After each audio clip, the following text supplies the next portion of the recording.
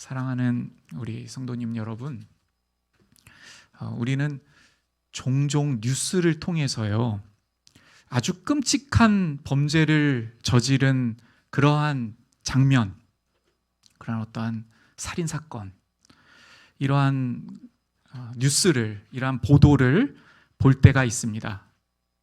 특히 아주 치밀한 살인 계획을 세워서 아주 치밀하게 어떤 살인의 방법, 도구, 정황, 그리고 자신의 알리바이, 자신의 의도를 숨기고 그렇게 살인을 저지르는 범죄를 볼 때에 우리는 무서움마저 느끼게 됩니다.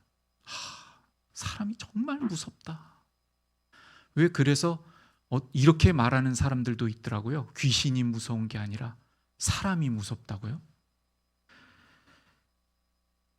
그런데 우리가 그러한 뉴스 보도를 접할 때 우리가 만약 하나님 앞에 진실한 그리스도인이라면, 십자가에서 나를 위해 죽으신 그 주님의 은혜를 아는 그리스도인이라면 그것을 보고 너무 무섭게 생각하고 너무 참혹한 범죄다, 끔찍하다 한 이후에 주님, 제가 지금 저 사람을 보고 분노하였지만은 저도 만약 그 사람과 같은 환경에서 자랐다면 저도 그 사람처럼 똑같은 살인을 저지르는 사람이 바로 저입니다. 이렇게 고백드리면서 이 세상의 모든 악하고 끔찍한 죄를 다 범할 수 있는 자신의 죄성이 자신에게 있음을, 그래서 우리 주 예수 그리스도께서 십자가에서 죽으셨음을 고백할 것입니다. 만약 진정한 그리스도인이라면요. 오늘 우리가 읽었던 사무엘 하 12장에서는요, 다윗은 말하자면 보도를 듣고 있습니다.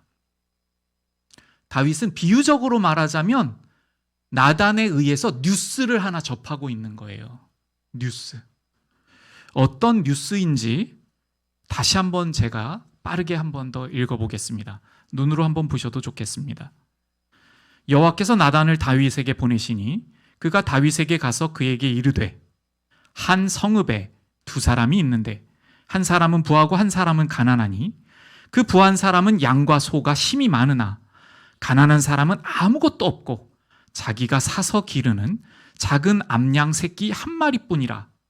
그 암양 새끼는 그와 그의 자식과 함께 자라며 그가 먹는 것을 먹으며 그의 잔으로 마시며 그의 품에 누움으로 그에게는 딸처럼 되었거늘, 어떤 행인이 그 부자에게 오매 부자가 자기에게 온 행인을 위하여 자기의 양과 소를 아껴 잡지 아니하고 가난한 사람의 양 새끼를 빼앗아다가 자기에게 온 사람을 위하여 잡았나이다 하니.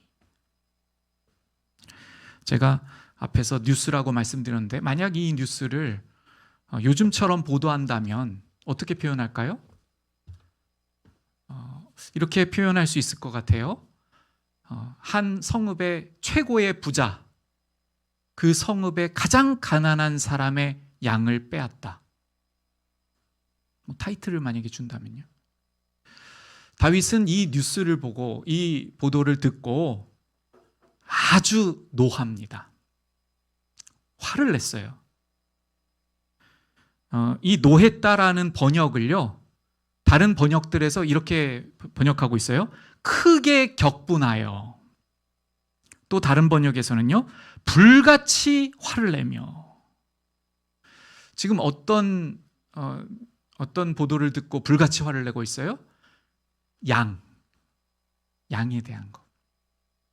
부자는 양이 많았고 소도 많았는데 가난한 사람의 양을, 그 하나밖에 없는 양을 빼앗은 것에 대하여 불같이 화를 내면서 반응하고 있어요. 다윗이요. 그러면서 다윗은 이 순간에 이 보도를 듣고 나단의 보고를 듣고 즉결 판결을 내립니다. 왕으로서요. 왕으로서 판결을 내리는데, 이전에 다윗은 이렇게 판결을 내렸던 적이 있었어요. 한 번은 사울의 죽음의 소식을 전한 청년, 그 자리에서 사형을 언도하고 구형하고 집행했습니다. 그 이후에도 한 차례 더 그러한 일이 있었어요. 왕으로서 하나님의 율법 앞에, 하나님의 거룩하심 앞에 이 사람은 반드시 죽을 자다 말하고 사형에 해당한다고 판결을 하고 집행한 일이 있었습니다. 오늘도 역시 이 뉴스를 듣고 판결을 내립니다. 이렇게 판결하고 있어요. 여호와의 살아계심을 두고 맹세하면서 판결을 내려요. 여호와의 살아계심을 두고 맹세하노니 이 일을 행한 그 사람은 마땅히 죽을 자라. 이렇게 말합니다. 여러분, 누구에게 대한 판결을 내린 것입니까? 자기 자신이요. 다윗 자기 자신에게 여호와 하나님의 살아계심을 두고 맹세하노니 그 사람은 반드시 죽어야 한다라는 판결을 자기인 줄 모르고 자기가 한 일에 대하여 판결을 내린 거예요. 지금 이 보도는 비유죠. 다윗이 행한 일에 대하여 이 다윗에게 나단이 비유적으로 말한 것입니다. 실제 사건을 요약하면 이렇습니다. 다윗이 간음을 하고 그 간음을 숨기기 위해 살인을 저지른 것입니다. 이 사건도 앞에서 제가 말씀드렸던 것처럼 만약 요즘의 기사처럼 바꾸면 어떤 제목이 될까요? 다윗, 간음죄도 모자라 계획적인 살인까지. 이러한 타이틀이지 않겠습니까? 조금 더 길게 표현한다면 여호와 하나님 말씀을 위하여 목숨을 걸던 다윗이 계획적인 살인을 저지르다. 이렇게도 보도할 수 있을 것 같습니다. 사랑하는 십자가 생명교회 여러분, 죄를 짓지 않는 사람은 없습니다. 살인죄도 마찬가지입니다. 예수님께서는 마음으로 누군가를 미워하고 나가라 하면, 어리석다고 하면 살인죄라고 하셨습니다. 더 큰 문제는 그러한 자신을 깨닫지 못하는 데 있습니다. 다윗은 사울이 자신을 죽이려고 할 때에요, 시편을 통해서 이렇게 표현한 적이 있어요. 사울이 자신을 죽이려고 하고 자신을 죽이려고 하는 대적들이 많을 때 이렇게 표현합니다. 제가 좀 표현을 조금 쉽게 바꾸면, 하나님, 제가 지옥으로 빠져들어가는 것 같습니다. 제가 스올로 내려가는 것 같습니다. 이렇게 고백했어요. 그러니까 무슨 말이냐면, 지금 자기를 대적하고 자기를 미워하고 자기를 죽이려고 하는 사람들 때문에 마치 그 고통이 지옥으로 막 들어가는 것 같다는 거예요. 그런데 여러분, 잘 생각해 볼게요. 다윗이 지옥으로 갔습니까? 아니에요. 오히려 다윗은 살아났어요. 오히려 하나님을 붙들었어요. 오히려 그 고난 중에 하나님을 더욱 찾고 구하고 하나님의 거룩하신 말씀을 더욱 묵상하고, 하나님께서 나의 힘이시요 나의 산성이시요 나의 반석이시요 오직 여호와 하나님께서 생명이십니다 하면서 주님께 자신의 모든 삶을 내어 맡겨 드리면서 자신을 죽이려고 했던 사울의 그러한 생명까지도 하나님 앞에 존중하고 하나님께 맡겨드렸어요. 그러할 때 다윗은 하나님께 가까이 있었죠. 지옥으로 간다는, 자기의 이 육신이 끊어져서 지옥으로 가는 것 같습니다 하나님 하였지만, 다윗의 영혼을 하나님께 가까이 있었던 것입니다. 근데 오늘 이 장면을 보십시오. 많은 대적들이 다 물러갔어요. 사울도 없어졌습니다. 많은 대적들이 다 지금 다윗에게 없습니다. 그런데 이제는 정말로 자신을 스올로 내려가게 할 수 있는 그야말로 대적 중에 대적을 만난 것입니다. 만약 지금 이 상태에서 자신이 어떠한지를 모르고 있는 이 상태가 다윗에게 만약 유지된다면 다윗은 하나님과 회복할 수 없습니다. 그야말로 이전에 하나님 앞에 제가 스올로 내려가나이다 고백했던 것이 진짜 사실이 될 수도 있습니다. 그 대적이 누구입니까? 자신이죠. 자신이에요. 자신이 얼마나 끔찍한 죄를 저지르고 있는지를 모르는 자신. 그 자신이야말로 하나님과 자신을 하나님으로부터 멀리하고 십자가의 은혜를 붙들지 못하게 하여서 영원토록 멸망에 이르게 만드는 그러한 순간에 지금 다윗이 있는 것입니다. 이것이 사울에게 쫓겼을 때의 위기는 사실은 비할 바도 아니죠. 그때가 고통스럽지 않았다는 것이 아닙니다. 여러분, 가정을 한번 해볼게요. 만약 하나님께 가까이 가 있던 그 시기에 다윗이 사울로부터 죽었어요. 하나님께서는 보호하셨지만. 그러면 어떻게 됩니까? 영원토록 하나님 품으로 가는 거죠, 다윗은요. 근데 지금 간음을 하고 살인을 저지르고 자기가 어떠한 끔찍한 죄악을 저질렀는지도 모르고 있을 때, 하나님과 완전히 멀어져 있을 때, 하나님과 끊어져 있을 때, 돌이키지 못하고 회개하지 못하고 이대로 살아간다면 다윗은 영원히 하나님께 회복될 수 없습니다. 그러므로 지금 이 순간이야말로 최고의 위기라고 할 수 있어요. 다윗의 인생 가운데. 자기가 어떠한 줄을 모르고 있는 그 순간. 그러면 지금 다윗이 얼마나 하나님 앞에서, 율법 앞에서 범죄한, 어떠한 범죄를 저질렀는지를 조금 살피도록 하겠습니다. 먼저 레위기에서는요, 이렇게 기록하고 있어요. 하나님의 말씀이시죠?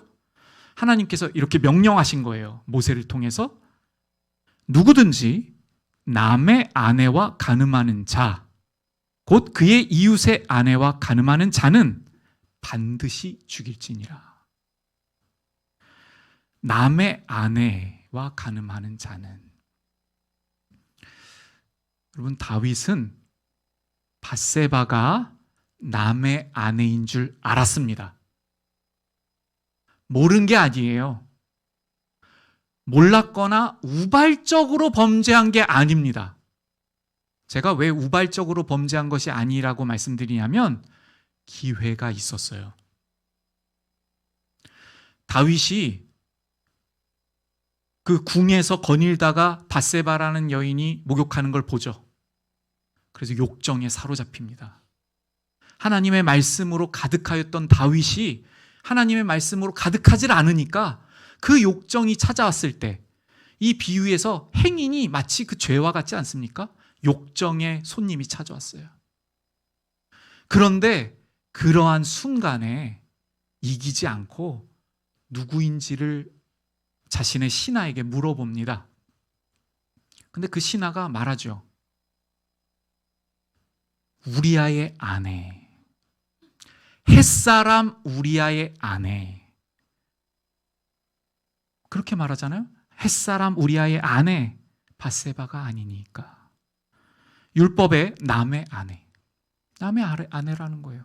분명히 그 소리를 들었어요. 그리고 알았어요. 인식했습니다. 그럼에도 불구하고 불러오라고 해요.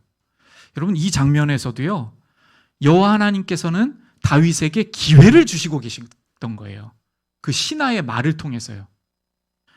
말하자면 이렇게 말한 거, 이렇게 이야기했다고 볼 수 있어요. 다윗이여, 왕께서 더욱 잘하시지 아니하십니까? 저보다 율법의 말씀을 더욱 잘하시는 왕이시지 아니하십니까? 남의 아내와 간통하면 간음하면 반드시 죽일 거라고 말씀하셨습니다.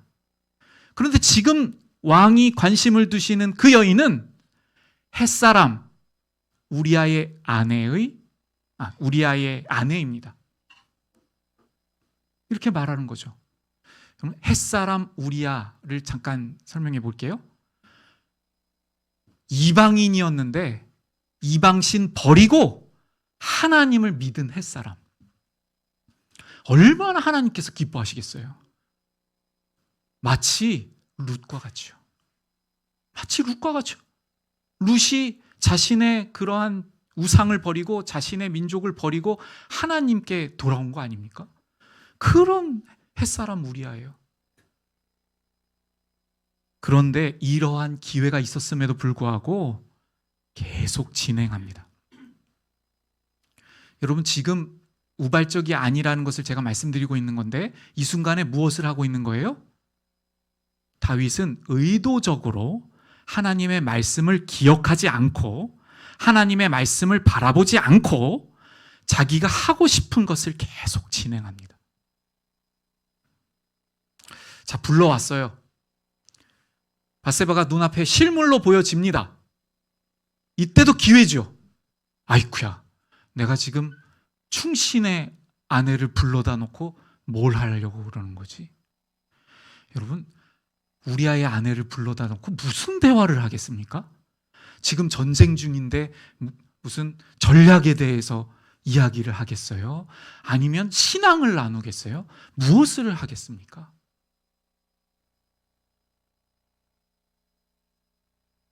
이제 다윗은 간음을 저지릅니다. 아주 은밀하게 저질러요. 숨기려고 하고 조용히 넘어갑니다.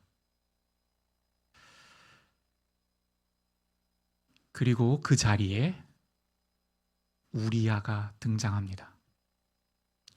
여러분, 우리아의 이름을 제가 소개해 드릴게요. 우리아는요, 나의 여호와는 빛이시다 라는 뜻이에요. 나의 하나님 여호와는 빛이십니다. 빛이신 여호와 하나님을 우리아가 말해요. 여러분 보세요. 다윗은 지금 은밀하게 행하고 있어요.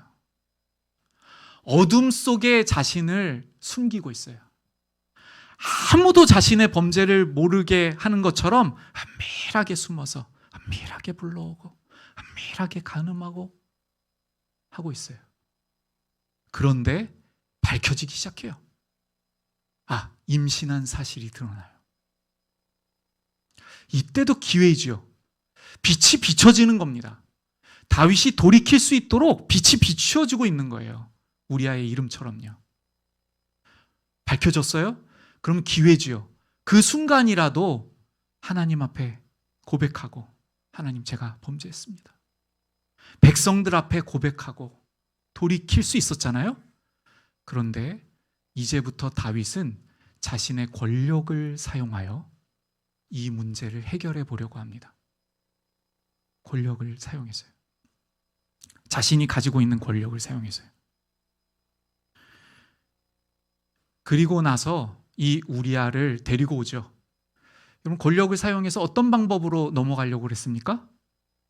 우리아에게 말하자면 특별 휴가, 포상 휴가를 주어서 이제 자기의 집으로 돌아가게 해서 이 임신한 일이 자기가 범한 것이 아니라 그 우리아에 의해서 밧세바가 임신한 것으로 만들기 위해서 그렇게 우리아에게 포상 휴가를 줍니다. 지금 전쟁 중인데 불러와 가지고요. 그래서 우리아에게 이것저것을 묻습니다. 그리고 나서 집으로 돌아가게 하려고 선물까지 줍니다. 선물과 음식을 따라 보내는데, 여러분, 이 왕의 음식을 생각해 보세요. 왕들이 먹는 음식, 잘 빠르게 생각이 안 나면 가보셨던 최고의 뷔페를 한번 떠올려 보십시오. 이거를 막 주는 거예요. 그러면 지금 전쟁 중에 한참 있었던 이 사람이기 때문에 아내와도 헤어져 있었잖아요. 오랜 시간 동안. 음식도 줘요. 그러면 인간적으로라도 혼자 있었던 아내가 생각이 나니까 선물도 주고 포상 휴가도 주고 왕도 인정해 주고 그리고 음식도 주니 아내가 생각나서 갈 법하지 않습니까? 우리의 본성을 비춰볼 때요. 그리고 그것을 이렇게 비공식적으로 하는 것도 아니고 요압도 알고 그리고 왕이 그것을 명령하여서 왕의 명령으로 지금 이 일이 일어나고 있잖아요. 그러면 마음에 지금 전쟁 중에 있는 자신의 동료들이 생각이 나도 조금 찔림이 있어도 왕이 이렇게 명령하는데 내가 할 수 없지 하면서 은근슬쩍 할 수도 있잖아요. 그것이 우리의 본성이잖아요. 여러분 만약에 갔다고 해도요. 누가 뭐라고 할 사람이 있습니까? 절차에 따라서 왕의 명령으로 했는데요. 그런데 나의 여호와 하나님은 빛이시라고 고백하고 있는 이 장군은 달랐습니다. 안 갑니다. 집으로 안 가요. 참 이상한 거예요. 다윗이 보기에 오랫동안 전쟁 중에서 지쳐 있었을 텐데 아내 보고 싶었을 텐데 여러분 여기서 우리 생각해 볼 게 있는데요. 이때 지금 밧세바에게 자녀가 있다는 것이 기록이 없어요. 어떻게 생각해 볼 수 있죠? 우리아와 결혼한 지 얼마 안 된 것으로 볼 수도 있어요. 그래서 어떤 학자는 조심스럽게 그렇게 추측합니다. 여러분 율법에 보면 결혼하지 얼마 안 된 상태에서 전쟁이 일어나서 모집하게 되잖아요. 율법에서 면제를 해줘요. 면제. 결혼한 지 얼마 안 된 자는 집으로 돌아갈지니 이렇게 명령하고 있어요. 그러면 그러한 배경, 그러한 율법 안에서 봐도 이 우리아는 돌아가도 돼요. 이러한 모든 것들을 봤을 때. 그런데 돌아가지 않습니다. 그래서 다윗이 물어봅니다. 불러다가. 우리아 장군이요. 오랫동안 집을 떠나 있었는데 이렇게 말합니다. 오랫동안 집을 비웠는데 무슨 말이냐면 무슨 말을 하고 싶은 거예요? 아내를 오랫동안 못 봤지 않느냐? 아내를 오랫동안 안지 못하지 않았느냐? 참 지쳐 있었고 힘들었을 텐데 빨리 집으로 돌아가지 않고 왜 밖에서 계속 있느냐고 물어봐요. 우리아가 대답합니다. 언약궤가 야영 중에 있고 이렇게 대답해요. 첫 번째 대답을요. 여러분 보세요. 우리아가 이렇게 말한 게 아니에요. 왕이시여, 지금 이 전쟁이 너무 치열합니다. 상황을 말하지 않습니다. 첫 번째가 무엇이냐면 언약궤예요. 여호와 하나님께서 야영 중에 계신데 무슨 말씀이에요? 여호와 하나님께서 전쟁에 임재하셔서 이 전쟁을 진두지휘하고 계신데 여호와 하나님의 군사인 제가 어떻게 집으로 돌아가 아내와 쉬고 아내와 함께 잘 수 있겠습니까? 하는 거예요. 이 고백의 순서를 잠깐 살펴볼게요. 우리아의 고백의 순서. 첫 번째 언약궤를 말해요. 언약궤. 자기가 집으로 갈 수 없는 이유. 첫 번째 언약궤. 여호와 하나님 때문에. 두 번째 하나님의 백성 이스라엘이 전쟁 중에 있기 때문에. 세 번째 내 주 요압 때문에. 여러분 여기서 보시면 이 흐름을 보세요. 하나님 때문에, 하나님의 백성 때문에, 내가 섬기는 요압 때문에, 하나님의 나라와 하나님의 공동체 때문에, 그리고 나에게 지금 명령하고 있는 나의 주 요압과 군사들 때문에. 무슨 말이에요? 하나님의 전쟁이 계속되고 있는데 하나님의 군사인 내가 어떻게 그 자리에서 벗어나서 나와 지금 동료와 나에게 지휘하고 있는 지휘관은 그 전쟁 중에 고난을 겪고 있는데 저도 마땅히 그 고난을 함께 겪어야 그 고난 속에 있어야 그 싸움 속에 있어야 마땅하고 당연한 것입니다. 이렇게 자기의 위치를 말하고 있는 거예요. 군사로서의 나의 위치. 여러분 이때 가장 중요했던 고백이 뭐였다고요? 언약궤. 여호와 하나님께서 야영 중이신데, 여호와 하나님께서 치열한 영적 전쟁을 지금 치르시고 계신데, 주관하시고 계신데 이렇게 말씀하는 겁니다. 그럼 보세요. 만약 다윗이 정상적인 자기의 신앙, 이전에 보아왔던 우리가 정말 존경할 만한 신앙의 순간이었다면, 그때 이 고백을 들었다면 어떻게 했습니까? 우리아의 손을 붙들고 장군이여, 정말 하나님 마음에 합한 사람이로다 하면서요, 이 우리아를 반가워하고 마치 자기의 그 신앙과 통하는 사람을 만난 것처럼 너무 반가워하고 마음이 하나가 되고, 그래서 우리 여호와 하나님을 높입시다, 우리 함께 싸워 나갑시다, 이렇게 하면서 둘도 없는 그러한 형제 사이가 되지 않았을까요? 지금 제가 앞서서 다윗은 은밀하게 행하고 있었다고 했죠. 그럼 보세요. 은밀하게 계획적으로 하고 있었는데, 이 은밀하게 계획적의 그 힘을, 그 수위를 더 높여요. 보세요. 왜 그런지 설명을 드릴게요. 하나님께서는 우리아의 이 고백을 통해서 다윗을 빛과 같이 비추신 거예요.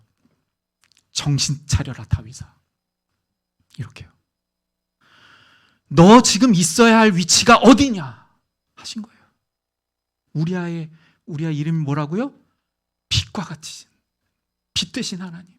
그 우리아의 말을 통해서 돌아볼 수 있도록 비추신 거예요. 그런데 더 어둠으로 나갑니다. 더 자기의 권력을 가지고 더 초점해요. 자기 살 길을 스스로 찾는데 의도적이고 계획적인 살인으로 나갑니다. 여러분, 율법에서요 어떻게 말하냐면, 만약에 의도적으로 살인을 하잖아요, 계획적으로 살인을 하잖아요, 여호와 하나님께서 뭐라고 말씀하셨냐면, 그 사람은 내 제단에서라도 내려서 반드시 죽일지니라, 이렇게 말씀하셨어요. 계획적으로, 의도적으로 살인하면.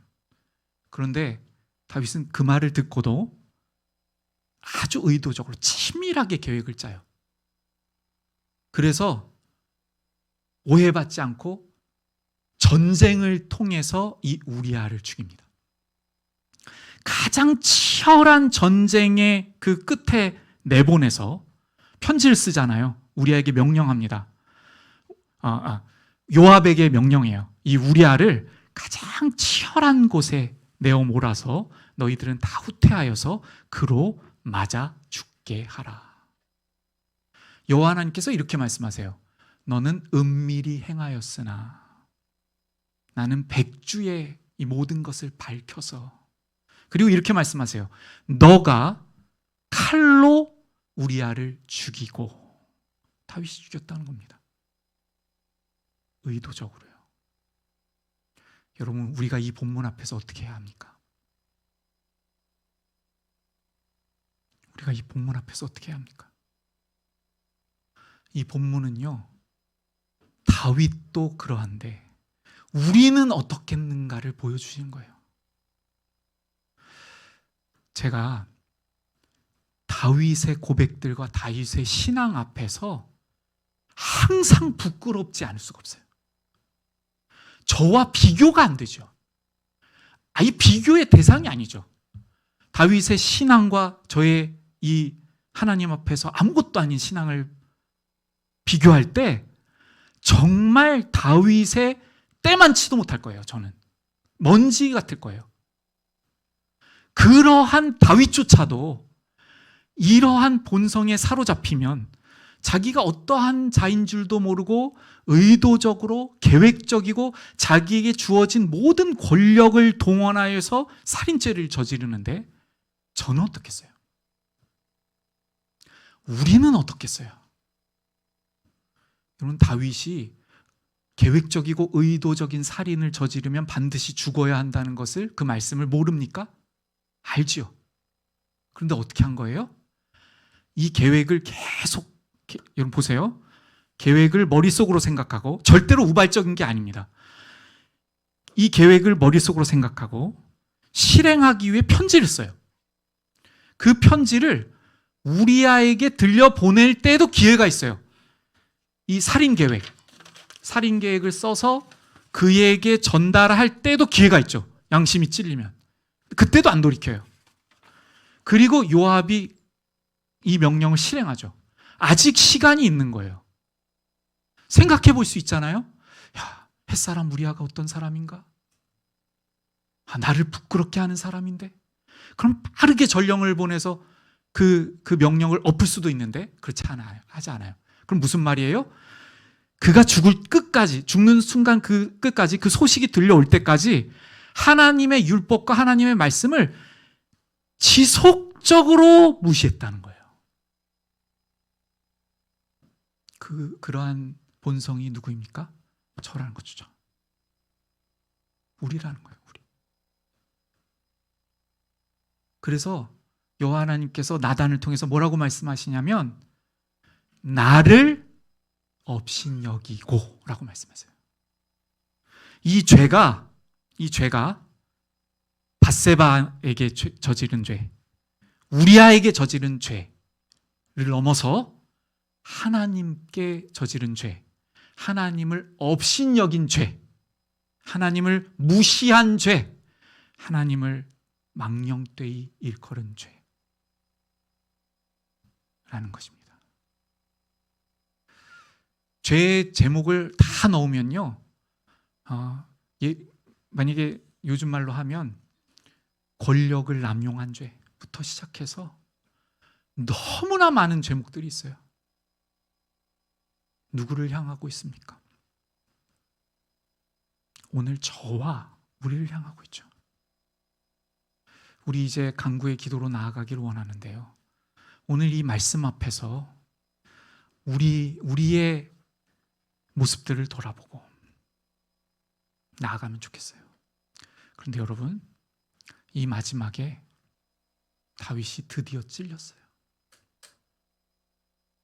드디어 찔려요. 드디어 자기의 모습을 봅니다.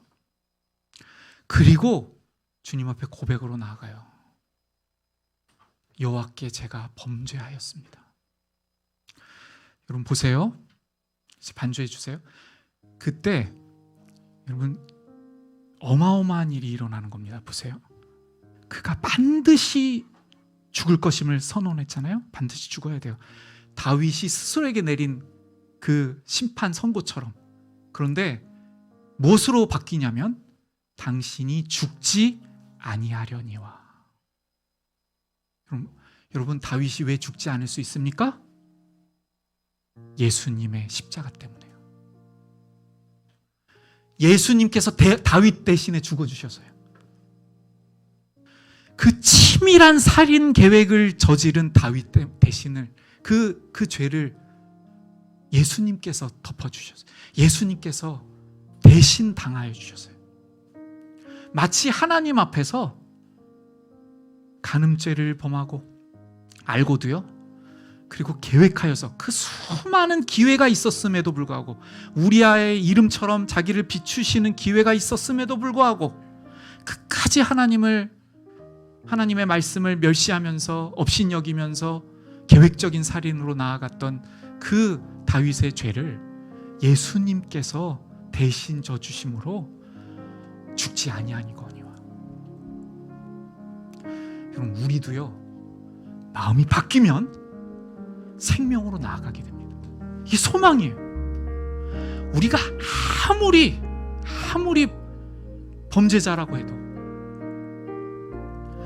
우리가 정말 끔찍한 그러한 모습이더라도 그것을 인정하고 고백하고 진실하게 마주하고 주님 앞에 나아가면 주님께서 세워주신 보혈의 십자가를 우리는 만날 수 있고 그 은혜를 통하여 살 수 있음을 믿습니다. 이 은혜로우신 주님의 생명의 은혜를 붙들고 주님 앞에 기도로 나아가겠습니다.